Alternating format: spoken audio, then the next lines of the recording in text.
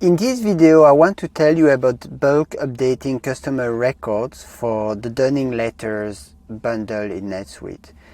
As you know, on the customer page, you can change a number of checkboxes: allow letters to be emailed, allow letters to be printed, do not send letters to customer email, but it can be quite long to do it one by one for every customer. So NetSuite came up with a feature called the bulk update customer record in the Dunning module. One thing you need to know before we start is that NetSuite recommends that you use the bulk update feature outside of your normal business hours. This is to ensure that other users in your company are not updating customer records during the bulk update process. And if you don't remember that, just come here and you can read it. The bulk update applies the changes to all customer records.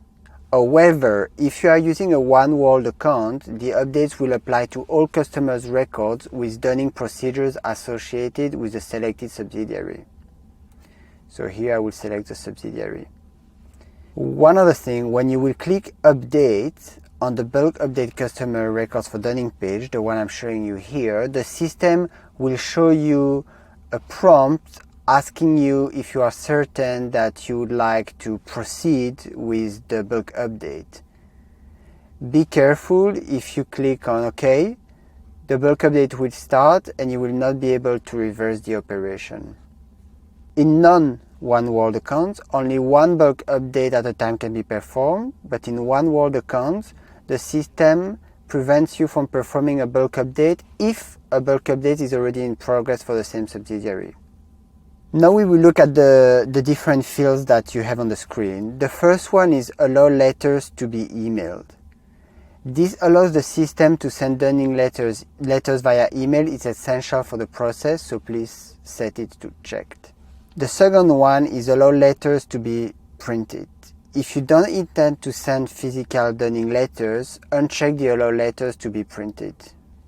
To ensure that Dunning emails are sent only to specified recipient and not to the email address listed on the customer records main line, check the do not send letters to customers email. So as you've seen, for each update field you had three options: unchanged, which is keeps the current value on the customer records; checked, if you want to set it as checked on all the customer records for the subsidiary selected; or not checked, which does the opposite. So you will then just click on update. After you've clicked on update, you will receive an email notification when it's been completed. The email notification you will receive will tell you the number of records that have been updated, and if the email shows that any records were not updated, the likely cause is a validation error. The system will not update a record if doing so will break a validation rule. If you go into the NetSuite documentations, you will see the different possible validation rules. So that's it. It's a bit long to explain, but it's quite straightforward. If you like this video, please give it a like. And if you want very advanced workflows in a NetSuite, please check Kolleno.com. Bye bye.